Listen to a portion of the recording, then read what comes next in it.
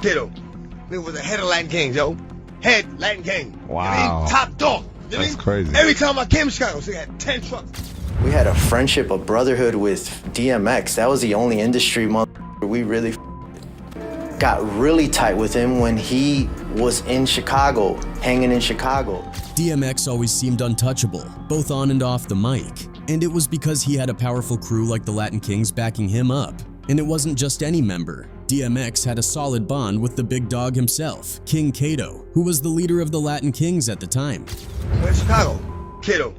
Nigga was a head of Latin Kings, yo. Head Latin King. Wow. You know what I mean? Top dog. You know what I That's mean? crazy. Every time I came to Chicago, so they had 10 trucks at the airport. Wait. Holy.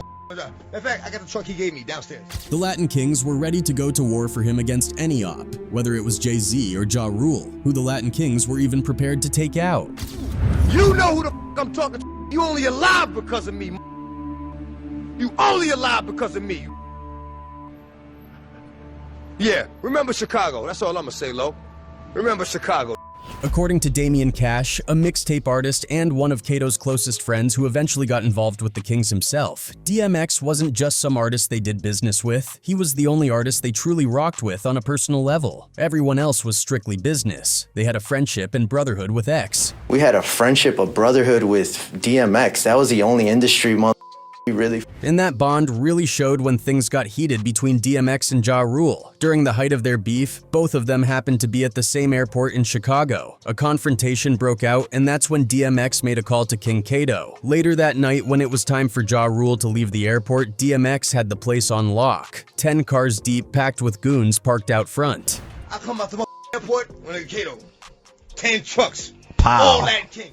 If X had given the word, things could have gone real bad for Ja right there. But he didn't. DMX decided to let him walk. He straight up spared him that night. You know who the I'm talking to. You only alive because of me.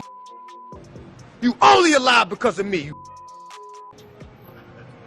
Yeah, remember Chicago. That's all I'm gonna say, Lo. Remember Chicago.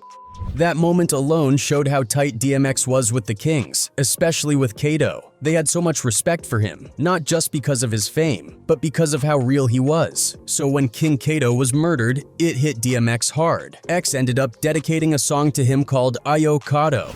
Got some bad news. Kato's dead, man. What? Yeah, Kato's dead, man. You can't be serious, man. The music video was full of love and respect. Fat Joe made an appearance, and King Kato's wife was even featured at the end, giving the whole thing a deeply personal touch.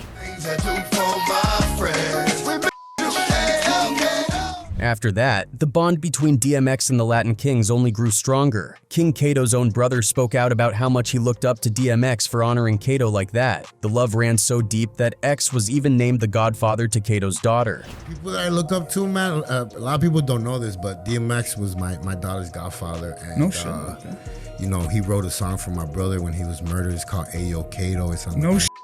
Oh, I know that song. Damian Cash also shared that whenever DMX was in Chicago, he always linked up with the Kings. They'd hang out, talk, even pray together. And in fact, some of the Latin Kings were so loyal to DMX, they actually got tattoos that said Dogs for Life as a tribute to him and what he stood for. There's a handful of guys that have Dogs for Life tattoo. I was supposed to be one of the guys. I just wasn't around the day when they were going to the tattoo shop to get it, and I couldn't make it. So yeah, DMX's connection to the Latin Kings, especially through King Kato, was stronger than most crew affiliations out there. Now with that foundation laid, let's shift gears and get into who King Kato really was, and why he was both feared and respected in the streets and in the music industry. Kato's story starts in the LeClaire Courts projects on 43rd and Lemoyne, a rough part of Chicago that's long been torn down. He came up hard, with very little opportunity, and that struggle shaped who he became. Eventually, he made his way over to 25th and Trumbull in Little Village, a neighborhood that would become the heart of his empire. That's where Kato really started to make a name for himself and where he ruled the streets for a while. In the streets, he was known for being vicious when he needed to be. Folks respected him, but they also knew not to cross him.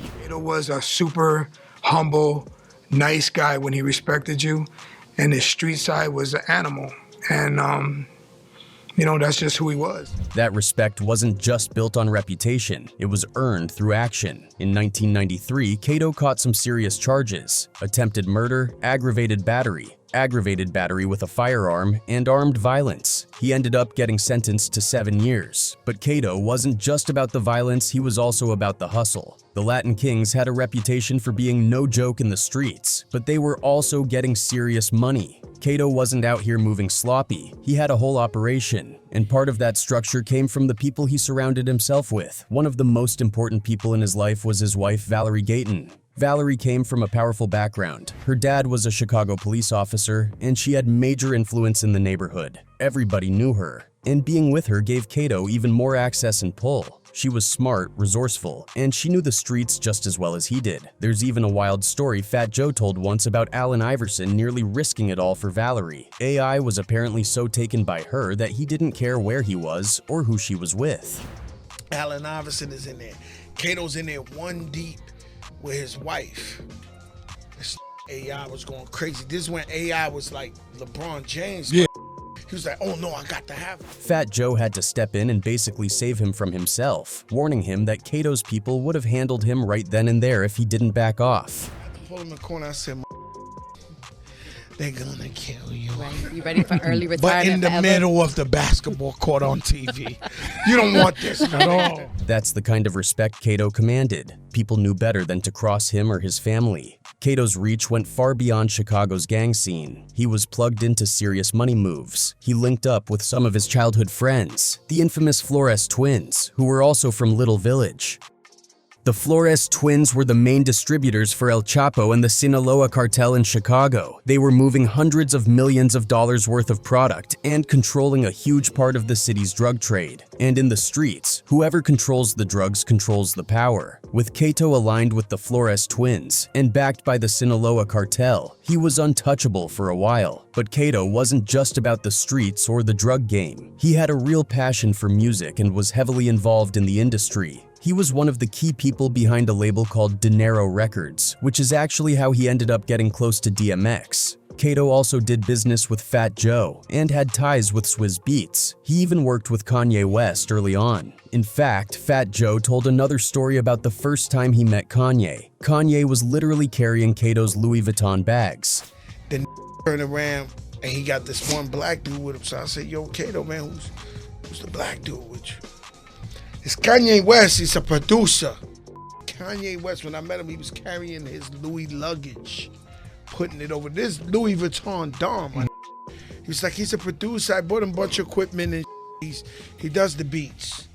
That right there shows just how powerful Kato was. People who are now icons were once running errands for him. Kato was also the go-to guy for protection. When rappers came to Chicago, they checked in with Kato because they knew he'd keep them safe. His word was gold in the city. Whether you were local or from out of town, being under Kato's wing meant you were good. He was the definition of a real street general, and a lot of young dudes coming up in the game looked up to him. To them, Kato was larger than life. He might have been a gang leader, but he was also humble, approachable, and gave off the kind of energy that made people feel like they could trust him. At the peak of his power, Kato had it all: money, cars, influence, and one of the baddest women in the game. But as is often the case with street legends, the past has a way of catching up. On June 4th, 2003, everything changed. That was the day King Kato was killed, and the whole thing went down in a place he felt safe, a barbershop he'd been going to for years. Kato liked to keep his hair fresh, always clean cut, so he was a regular at a spot called Nationwide Cuts. It was just a barbershop running out of a trailer near Roosevelt and Sacramento on the west side of Chicago. He'd go there a few times a month. On that particular night, Game 1 of the NBA Finals between the Spurs and the Nets was playing on TV, and Kato was chilling in the barber chair with his back to the open door. He had no idea what was coming. Meanwhile, a young dude named Donald Squeaky Simmons, just 21 and fresh out of prison, was making his way to that very shop. He had a pistol on him and was wearing a red, white, and blue New Jersey Nets cap. He wasn't just randomly out walking, he was coming with a purpose. But what really makes this story wild is how deep the setup went. It started with a guy named Martise Nunnery, who called Marcus Ware, one of the barbers at Nationwide Cuts. Nunnery told Ware he'd give him $30,000 if he made a phone call as soon as Kato came through the shop again. Ware agreed. While that was happening, Nunnery had already reached out to another heavy hitter in the streets, Labar Big G Span, one of the top dogs in the Four Corner Hustlers. Span then reached out to Squeaky Simmons, offering him money to pull the trigger. On the day of the hit, Kato was actually headed somewhere else, but then he got a call from an old friend he had met back when he was locked up. The friend told him he was at the barbershop, so Kato decided to stop by and catch up. He pulled up in his blue SUV with his bodyguard riding with him. The second he walked in and sat down in that chair, Marcus Ware made the call to Nunnery. Now Nunnery, who was actually at work at the time, didn't waste a second. As soon as he got the green light, he hit up Labar Span, and together they picked up Squeaky, who was just walking to a liquor store around Madison and Keeler. They all pulled up near the barbershop and circled the block. When they drove by, they saw Kato standing outside talking to Marcus Ware. That was the confirmation. They knew he was there. They pulled off into an alley nearby. Span handed the pistol to Squeaky and told him, "Don't miss, we'll be right here waiting." Within minutes, Squeaky was inside the trailer and he opened up on Kato right there in the chair. Kato hit the floor face down as blood started pooling beneath him. He was shot twice in the back of the neck at close range, which left stippling proof he was hit execution style. He also took shots to his shoulder, chest, abdomen, and hip. The Cook County Medical Examiner's Office later reported that Kato still had on his expensive bracelet and watch. His necklace, though, was found later pinned to the steps outside the shop. The shooter didn't take anything. But Squeaky didn't stop with just Kato. He also hit the barber in the foot and Kato's bodyguard in the hand. What Squeaky didn't know was that Kato never moved around without protection. The second the shots rang out, Kato's bodyguard pulled his 5-shot revolver and started firing back. He chased Squeaky out of the shop, guns blazing, trying to hit him. Coincidentally, 2 Cook County sheriffs were nearby and heard the gunshots. They joined in the chase, but Squeaky managed to slip away. Everyone lost him in the chaos. Kato's bodyguard, knowing the cops were closing in, dumped his revolver in a nearby bucket to avoid getting caught with it. Squeaky might have gotten away in the moment, but he left behind something that would come back to haunt him: his red, white, and blue Nets cap. It was found right next to Kato's SUV, a piece of evidence that would later connect everything. And just like that, one of the most powerful and feared Latin kings in Chicago history was gone. At first, when news broke that Kato had been gunned down in a barbershop, the police leaned toward the idea that it was a botched robbery. That was the early theory. But honestly, from the jump, a lot of people weren't buying it. It just didn't add up. See, Kato was still wearing all his jewelry when police got to the scene. His expensive watch, bracelet, everything. Nothing was taken. And for anyone who knew the streets, that instantly raised red flags. If it really was a robbery gone wrong, why leave the loot? It didn't make sense. People on the street knew. This wasn't no robbery. This was a hit. Eventually, the real story started to surface, and the streets started talking. Word was Kato had allegedly run off with a massive amount of product, around 150 keys, and not just from anybody. These keys supposedly belonged to the Flores Twins. Once that info started circulating, the puzzle pieces began falling into place. Allegedly, the Flores brothers reached out to Martise Nunnery to get the job done. Martise didn't waste time. He got to work building the play. First, he brought in Marcus Ware, the barber, offering him $30K to make a call when Kato came through the shop. Then he tapped in with Labar Span, a Four Corner Hustlers boss who in turn pulled in Donald Squeaky Simmons, the young hitter who ended up pulling the trigger. But there's another twist to the story that's been floating around. Some people believe Kato's wife, Valerie, might have had a hand in the whole thing. Why? Because after Kato was killed, she ended up marrying one of the Flores twins. That fact alone had folks side-eyeing her hard. Some people think the whole stolen keys story was just a cover for what was really a setup from the inside, a way to get Kato out of the picture clean. That the Flores twins had Kato killed, but that's probably unlikely. I mean, there's speculation. She went to jail for the dude.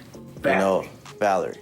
But others argue maybe Valerie was just too deep in the streets and ended up with another street dude. Either way, it added a whole new layer of mystery and drama to the case. Even with all that in the air, it still took over 5 months for any arrest to go down. The first break came on November 14th, when Wayne Nunnery, Martise's brother, was picked up. Then, 8 days later, Donnell Simmons was arrested. But interestingly, it was for something unrelated. At that same time, Labar Span was already locked up in Cook County on an unrelated robbery charge. That's when detectives started connecting the dots and decided to talk to him about Kato's murder. All 4 of the guys involved initially agreed to talk without lawyers. Simmons at first tried to play it cool. He denied being involved and said he only knew about the killing from reading the newspapers. But when detectives told him they had DNA evidence, specifically hair found inside a New Jersey Nets cap that had been dropped right outside the shop, he got real quiet. Then he asked for a cigarette and a glass of water before saying he'd talk more. Later that month, a grand jury hit all 4 men with serious charges: first-degree murder, conspiracy to commit murder, attempted murder, aggravated battery with a firearm, armed robbery, you name it. On top of that, Spann and Nunnery were also charged with solicitation of murder and murder for hire. Simmons even caught an extra charge for aggravated unlawful use of a weapon. Fast forward a bit, and the case is wrapped up by 2008. Marcus Ware, the barber who made the call, took a deal.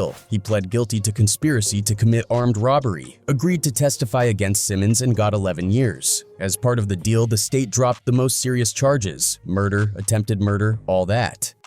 Simmons wasn't so lucky. He was convicted of murder, conspiracy to commit murder, and aggravated battery with a firearm. He got slammed with a 53-year sentence. Martise Nunnery was convicted of murder and sentenced to 36 years. LeBar Spann, though, he rolled the dice. He turned down a plea deal and went to trial. And surprisingly, the judge found him not guilty in 2009 on the murder charges. He did plead guilty to armed robbery and got 6 years, but because of time already served, nearly 5 years and 10 months, he barely had any time left to do. But that wasn't the end for Spann. Even though he beat the state-level murder charge, it came back around in a federal conspiracy case later. This time, they had a whole new angle. Word is, one of Spann's own right-hand men flipped and started testifying against him in the feds.